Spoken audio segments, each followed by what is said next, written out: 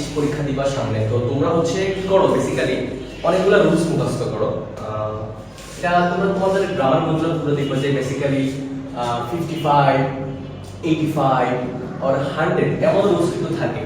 তো তোমরা কি করো, তোমরা হচ্ছে অনেকগুলো রুলস মুখস্থ করো, বাট প্র্যাকটিক্যালি এগুলো প্র্যাকটিস করো না, বিদায় হচ্ছে তোমরা আলটিমেটলি আনসার করতে পারো না। দেখো আজকে তোমাদের কাছে আমি হচ্ছে একটা রুলস নিয়ে আলোচনা করবো, যেটা যে রুলস হচ্ছে একাই এই রুলসটা রাইট ফরওয়ার্ড ভার্বের প্রায় 35% কভার করে। কত পার্সেন্ট কভার করে বলো তো? 35%। এখন রুলসটা কি? দেখো তোমরা একটা ওয়ার্ড জানো না, সবাই জানো কি না বলো তো? জানো। ওয়ার্ডটা কি? এন্ড। এই এন্ড যে এই রাইট ফরওয়ার্ড ভার্বে কত ইম্পর্টেন্ট তোমরা ইমাজিন করতে পারো না। কেমন আমি বলি, দেখো তোমরা একটা রুলস লিখে ফেলো তো খাতার মধ্যে, আমি বলতেছি, আমি একটা एग्जांपल লিখে থাকি, আমি তোমাদেরকে বরাবর বলি তোমরা হচ্ছে রুলস মুখস্থ করো না প্লিজ। কারণ রুলস মুখস্থ করলে তোমাদের হবে কি, মানে অনেকগুলো রুলসের ভিড়ে তোমরা রুলস ভুলে যাবে। আর তোমরা যদি एग्जांपल প্র্যাকটিস করো, एग्जांपल দিয়ে তোমরা আবার রুলসটাকে রিকল করতে পারবা, রিভাইভ করতে পারবা। ওকে, দেখো আমি একটা লাইন লিখি, যেমন ধরো যে আমি একটা কোশ্চেন করলাম, ধরো তোমাদের কাউকে যে ধরো ইউর ব্রাদার, খুব মনোযোগ, হ্যাঁ এটা খুব important, your brother and sister. দেখো খুব ইজি সেন্টেন্স কিন্তু এটা। আমি একটা কোশ্চেন করলাম তোমাদেরকে, ধরো এরকম আছে তোমাদের সেন্টেন্সের মধ্যে যে your brother and sister at home. আমি বললাম তোমার ভাই বোন কি বাসায় আছে কি। এখন খেয়াল করো, ধরো আমি এটা কেটে দিলাম, আমি এখানে একটা ডট দিয়ে দিয়েছি। এখন তোমাদেরকে বললাম যে এখানে তোমরা কোন ভার্ব ইউজ করবে, সিঙ্গুলার নাকি প্লুরাল। দেখো ব্রাদার একটা সিঙ্গুলার নাউন, সিস্টার একটা সিঙ্গুলার নাউন যুক্ত আছে এন্ড দ্বারা। এখন দেখো আমাদের রুলসটা হচ্ছে যখন দুই বা তার বেশি সিঙ্গুলার নাউন অথবা প্রনাউন এন্ড দ্বারা যুক্ত থাকবে, কি দ্বারা বলতো? এই যে এন্ড দ্বারা, তখন কি হবে? সাবজেক্টের আগে অথবা পরের ভার্বটি সাধারণত প্লুরাল হবে। কি হবে? প্লুরাল। দেখো এখন এখানে ব্রাদার একটা সিঙ্গুলার নাউন, সিস্টার একটা সিঙ্গুলার নাউন যুক্ত আছে এন্ড দ্বারা, তাহলে আমরা এখানে কি ইউজ করব? আর কি বলতো? আর পাস্ট টেন্স হলো আমরা এখানে কি ইউজ করব? হয়। এটা সবসময় মাথায় রাখবে যে দুইটা সিঙ্গুলার নাউন অথবা প্রনাউন এন্ড দ্বারা যুক্ত থাকলে তোমার হচ্ছে ভাষা কি হবে? প্লুরাল হবে। এবার খেয়াল করো, কিন্তু তুমি যখন দেখবা যে ধরো আমি একটা বাক্য লিখি এরকম, যেমন ধরো আমি লিখলাম যে দা প্রিন্সিপাল, কি বলতো? দা প্রিন্সিপাল এন্ড ধরো teacher, the principal and teacher dash dead. দেখো খুব ইজি বাক্য কিন্তু এটা, বাট আমরা অনেকে ভুল করি। The principal and teacher dash date, খুব সিম্পল। প্রিন্সিপাল একটা সিঙ্গুলার নাউন, টিচার একটা সিঙ্গুলার নাউন যুক্ত আছে এন্ড দ্বারা, বলতে এখানে কি হবে? এটা খুবই ইম্পর্টেন্ট, আমি একটু মাঝখানে বলে দিই, তোমরা এখন কেমনে বুঝবা যে আসলে প্রিন্সিপাল আর টিচার কি একই ব্যক্তি নাকি প্রিন্সিপাল আর টিচার দুজনে আলাদা ব্যক্তি। এখানে ট্রিক্স আছে কিরকম, দেখো যখন দেখবা যে একটা নাউনের আগে দা আছে, কি আছে বলতো?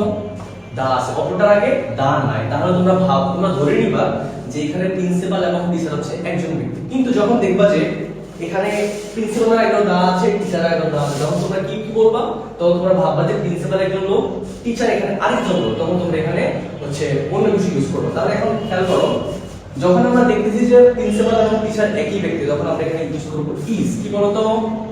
ইজ। তাহলে এটা কেমনে মনে রাখবা? যখন দেখবা যে একটা বাক্যের মধ্যে দুইটা পদবি আছে, একটা পদবির আগে দা আছে, একটা পদবির আগে দা নাই, তখন তোমরা ধরে নিবা যে প্রিন্সিপাল হচ্ছে যে ব্যক্তি, যিনি প্রিন্সিপাল তিনি টিচার, আবার যিনি টিচার তিনি প্রিন্সিপাল। ঠিক আছে? আরেকটা জিনিস দেখো, আমি জাস্ট एग्जांपल করে লিখি, হ্যাঁ রুলসগুলো আমি পরে বলতেছি। ধরো খুবই পপুলার একটা ওয়ার্ড, তোমরা এটা আসলে সবাই পারবা আশা করি। ধরো আমি লিখলাম যে দা টিম ড্যাশ প্লেইং। খুব ইম্পর্টেন্ট কিন্তু এগুলো, হ্যাঁ তোমরা ভাবো যে হয়তো রাইট ফরওয়ার্ড ভার্ব অনেক দিক থেকে কোশ্চেন করে, বাট আলটিমেটলি দেখবা যে এগুলোই ঘুরে ফিরে আসে। খেয়াল করো তো, আমি বলো তো টিমটা এখানে কোন নাউন? কে বলতে পারো বলো তো? টিম হচ্ছে কালেক্টিভ নাউন। কি বলো তো?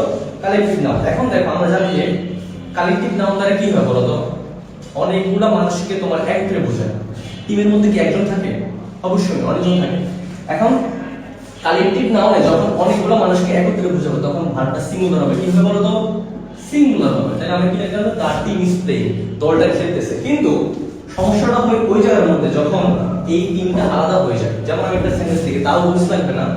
যেমন দেখো আমি যদি লিখি যে দা টিম ড্যাশ আচ্ছা বলো তো আর্গু অর্থ কি, কে বলতে পারবা? আর্গু, আচ্ছা ধরো আমি লিখলাম যে the team is arguing among themselves, among কি বলতো? देमसेल्फ। দেখো বাক্যটা দিয়ে খেয়াল করো, খুব ইজি কিন্তু, the team dash arguing among themselves. এখন দেখো এখানে কিন্তু সেম টিমই আছে, বাট বাক্যের কনটেক্সট এখানে কি বলে বলো তো? এখানে কি টিমটা কি একত্র আছে? আমি একটা সিম্পল জিনিস তোমাদেরকে বলি, ধরো একটা টিম তারা সবাই একত্রে খেলে, বাট তারা যখন ঝগড়া করে তখন কি তারা এক থাকে? আর অবশ্যই না, কারণ তখন ধরো এখানে পাঁচজন আছে, উনি বলতেছে এটা ভালো, উনি বলতেছে খারাপ, উনি বলছে এটা উচিত হবে না, উনি বলছে এটা বললে এটা করলে অনেক খারাপ হবে, তাহলে ঝগড়া করার সময় মানুষ আলাদা হয়ে যাবে। তোমরা এটা খেয়াল রাখবে, শুধুমাত্র কালেক্টিভ নাউন বলে কিন্তু হবে না, কালেক্টিভ নাউন দুরকম ভাবে কাজ করে। কোন হবে? একটা হচ্ছে সিঙ্গুলার, কি বলতো? সিঙ্গুলার, যেমন এখানে সবাই একত্রে আছে, একটা টিম, সো এটা সিঙ্গুলার কালেক্টিভ নাউন। আর যখন দেখবা যে টিমের দ্বারা ঝগড়ার মধ্যে আলাদা হয়ে গেল, তখন এটা কি হবে বলতো?